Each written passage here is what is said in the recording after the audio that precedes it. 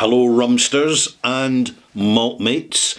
Welcome to the Whiskey Bothy. Welcome to my review number 1090. Yep, it's a lot of reviews. It's also a lot of experience, and it's a lot of cumulative experience. And something that experience tells me, and I'm sure many of you are experiencing this for yourself and as part of your whisky journey, is the desire for alternatives, for something different which is going to stimulate the palate and which a whisky experienced palate can relate to.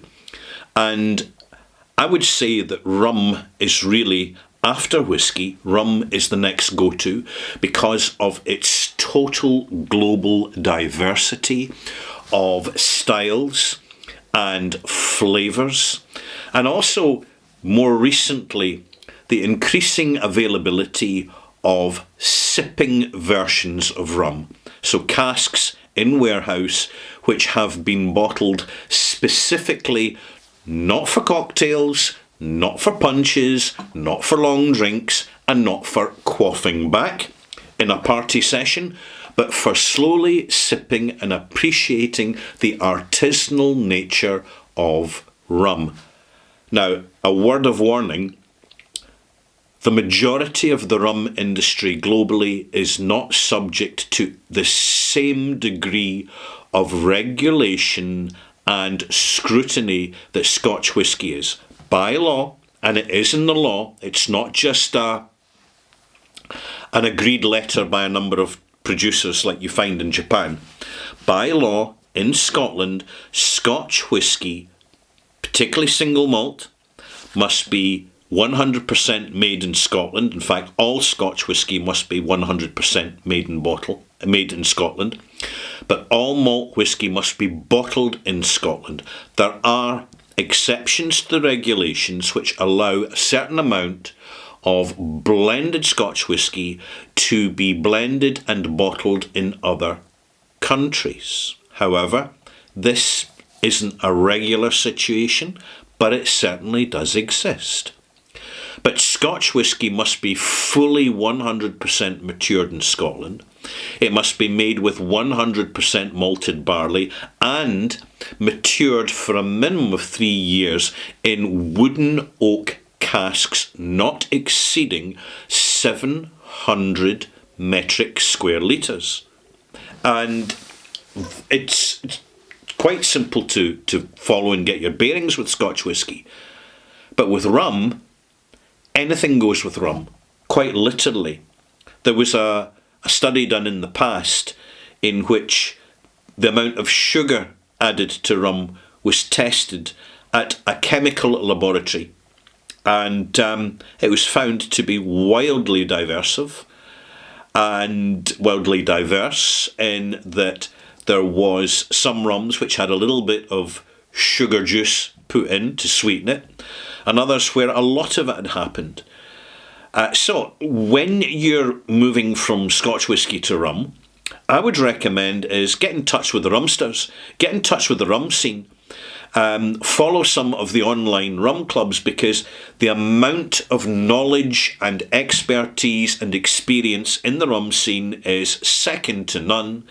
There's some genuinely enthusiastic, deep dive rumsters who really know their stuff, and they will tell you a lot more about the background and authenticity of a rum producer than you're going to find from any commentator in the whisky scene, including myself.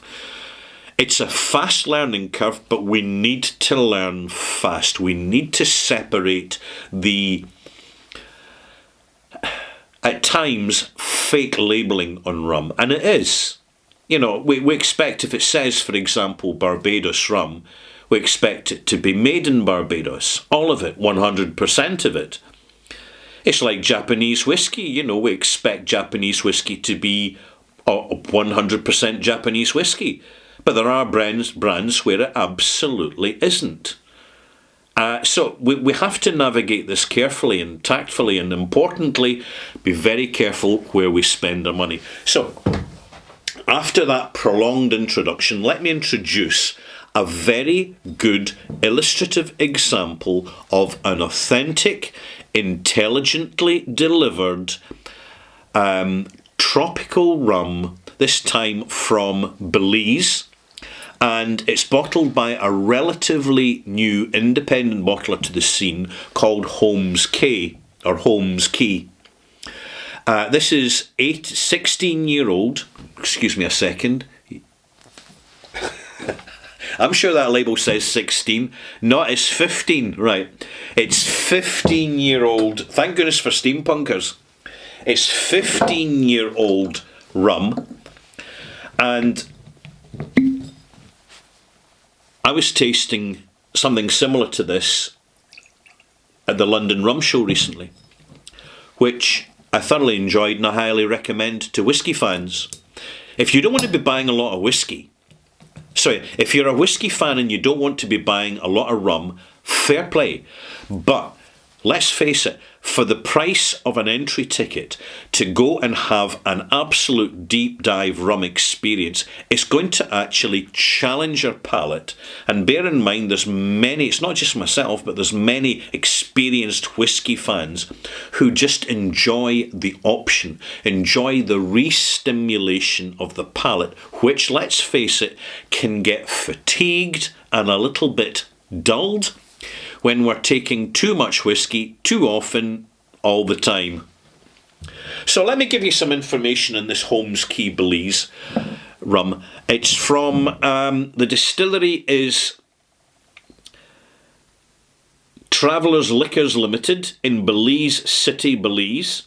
Imported by Windyside Spirits, NY, that's New York.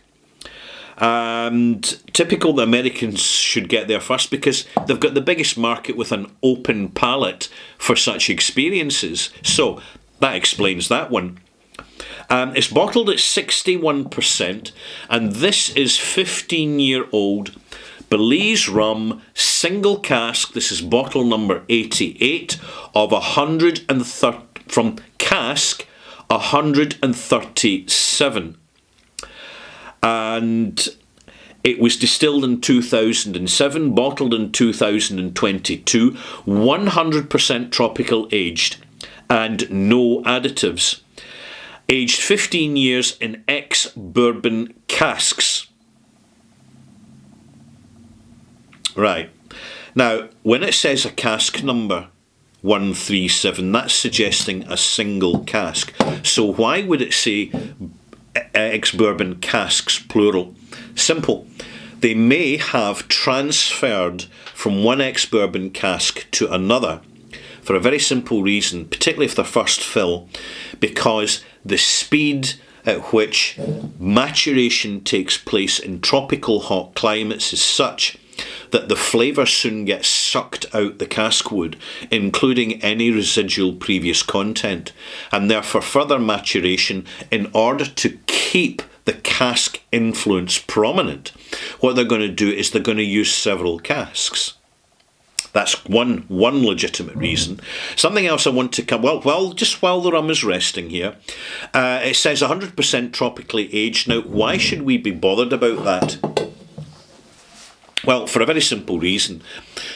It's a feature in Caribbean rum in particular that it is aged on location, which gives a certain, in my opinion, a certain amount of warmth and intensity to the spirit that you don't get in northern climate maturations. Now, don't get me wrong, I think that northern climate maturations and slowing down the maturation of the rum can add to the complexity. But if you're looking for that sunshine intensity on the palate, on the nose, that certain energy, it needs to be 100% tropically matured. And when we're taking it on their word that it's actually tropically matured in Belize, I don't see any reason why not. But you do have some Caribbean distillers will actually ship their product from one distillery to another on another island simply because of warehouse spacing and management. So it's not as simple as we'd like to think it is. Now, there's information here about no additives. What additives would producers add to rum? Well, we know for a fact that they can add sugarcane juice or even small quantities of molasses to amplify the flavour, and also E150 caramel colourant. However, when you're boiling up sugar because your spirit is a sugar product and you've got the resources at your factory, any additional little bit of added colour is not going to go amiss when most of your customers are not looking for authenticity.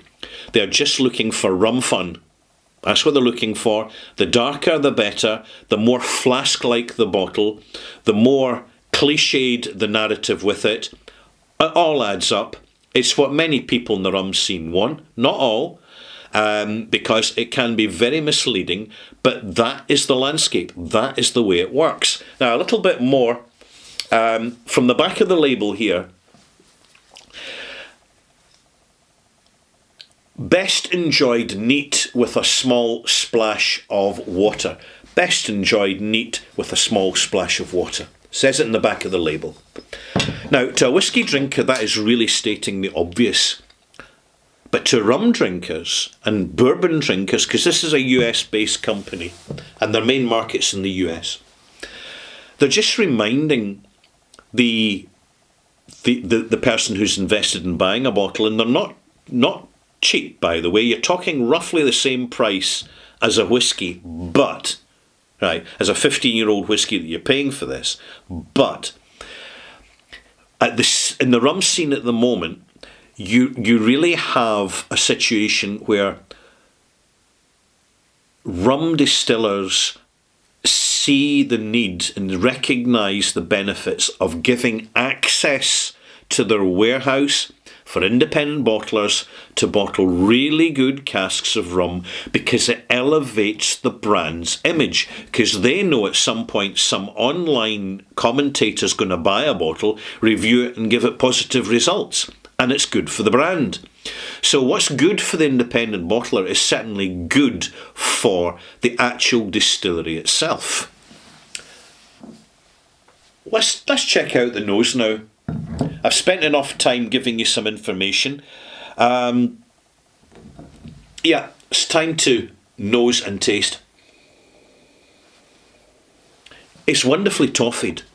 Real rich cream toffee. I could pass this to someone and ask them a question. What kind of whisky is this? And they'd say, oh, it's a really old blended Scotch. It's one of the old traditional blended Scotches. It is low on esteriness. Now, the ester notes are these acetic notes. These quite, as in rum and raisin, rum, real pungent rum, that you get primarily in Jamaican rum, but you also find in Haitian rum and to a certain extent in other Caribbean island rums and beyond. You certainly find it in the Australian distillery Beanley and in the Fijian distillery. But it's far, far more suppressed here.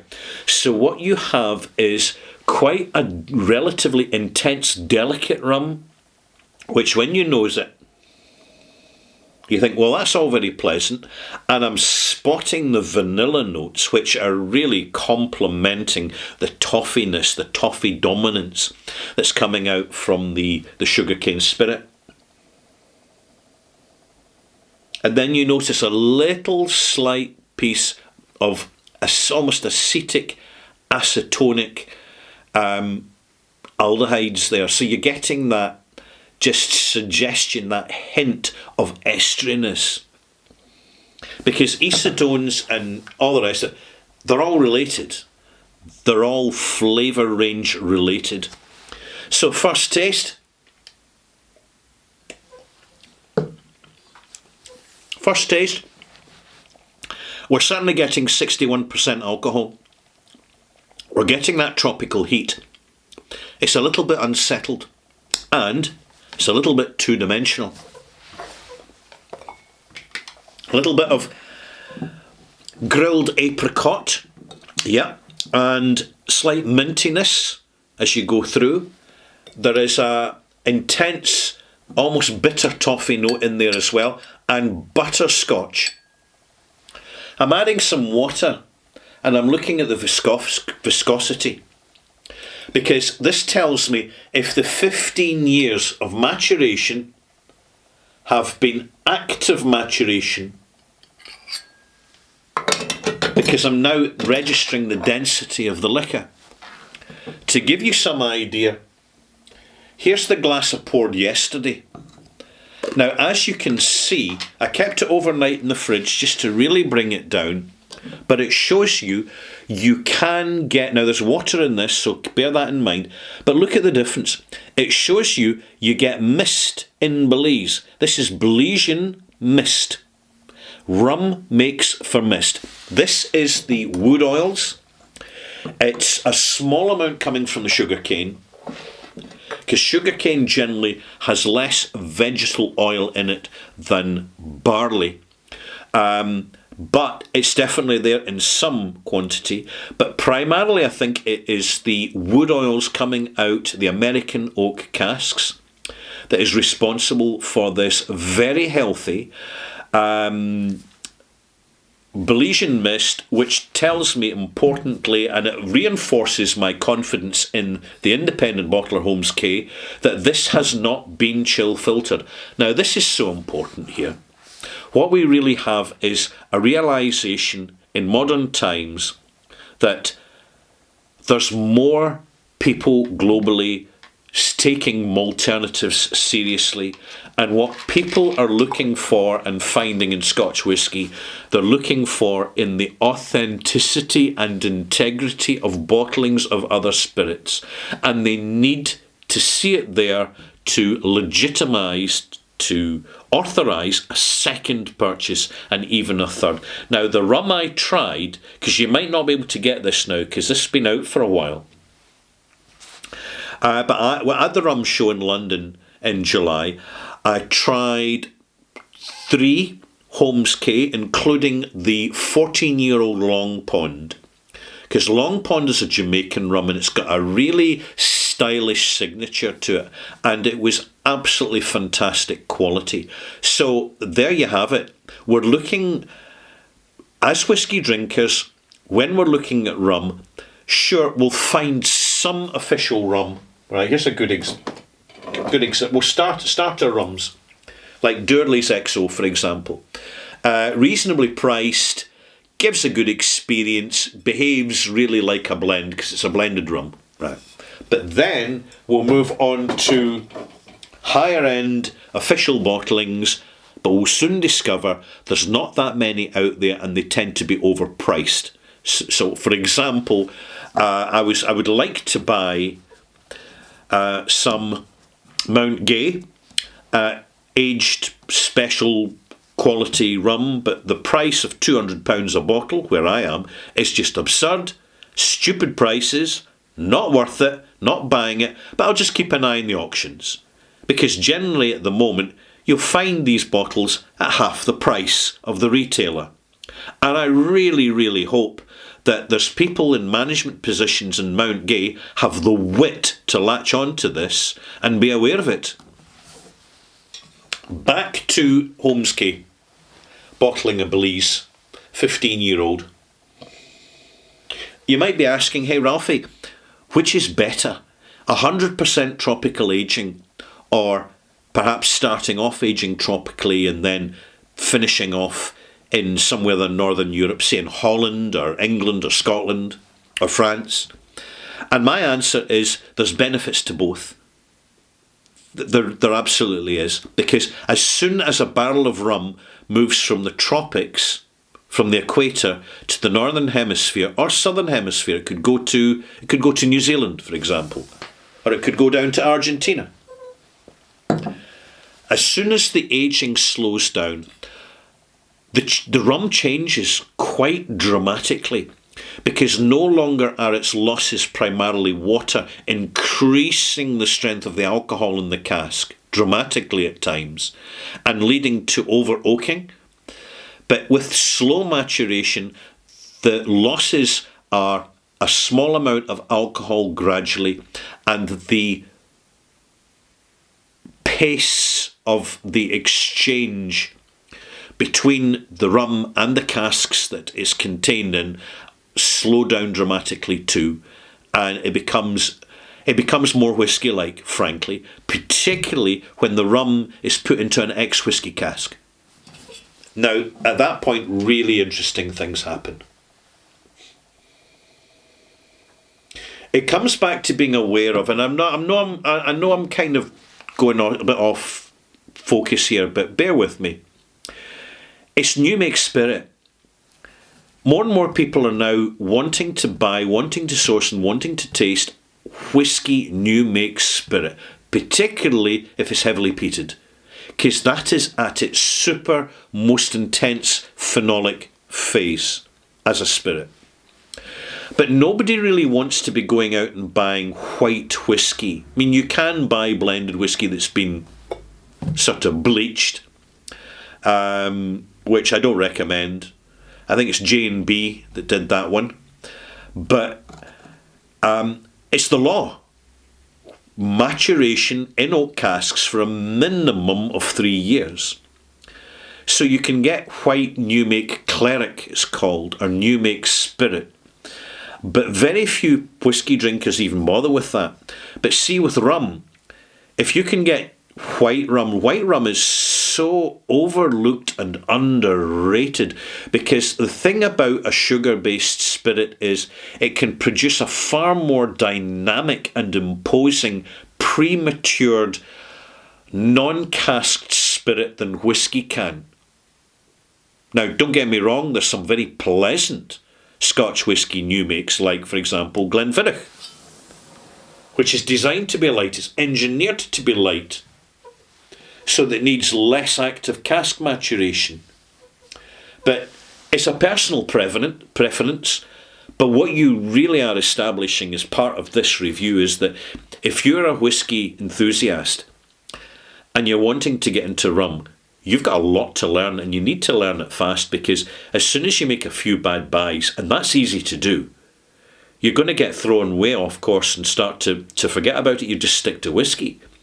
And you're missing out on something. You're missing out on the palate range of personal experience. Because when we drink rum as whisky drinkers, we go back to whisky and we have an experience with a renewed palate, with all the benefits of actually engaging, not just with a different flavoured spirit, but with a different style of spirit, with a different production system, different ingredient, different history, different provenance.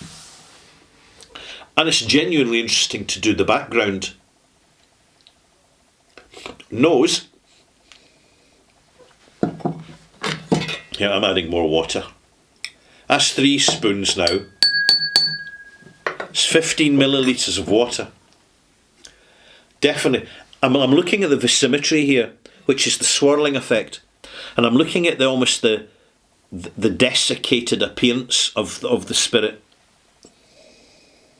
And there's a lot you can tell from that. I think the balance is just about perfect. The nose is more perfumed. The nose is more aromatic. The toffees become more complex. We're getting mild fruit notes, including slightly overripe mango. You know, when the mango, just before it starts to rot. The caskwood influence is so beautifully integrated in here. It's intense. It's almost sawdusty. But it really, really works because of the weight, the heaviness of the sugar cane spirit.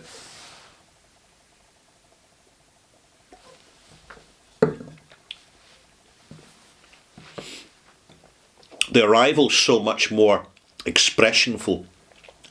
Pineapple. A little bit of guava. It's really kind of that tropical fruit things there that's going on. The vanilla is definitely prominent from the wood. The toffee is still quite assertive, but now the toffee's becoming more subtle, more fruitified, and much more interesting.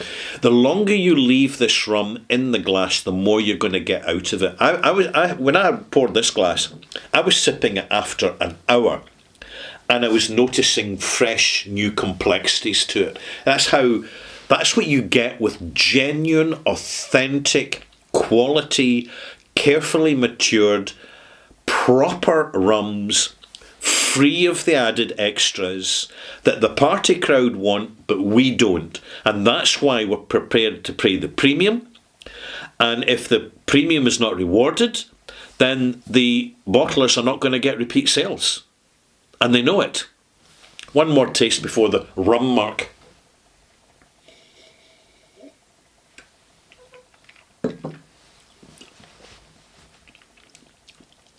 It's coming through minty as well.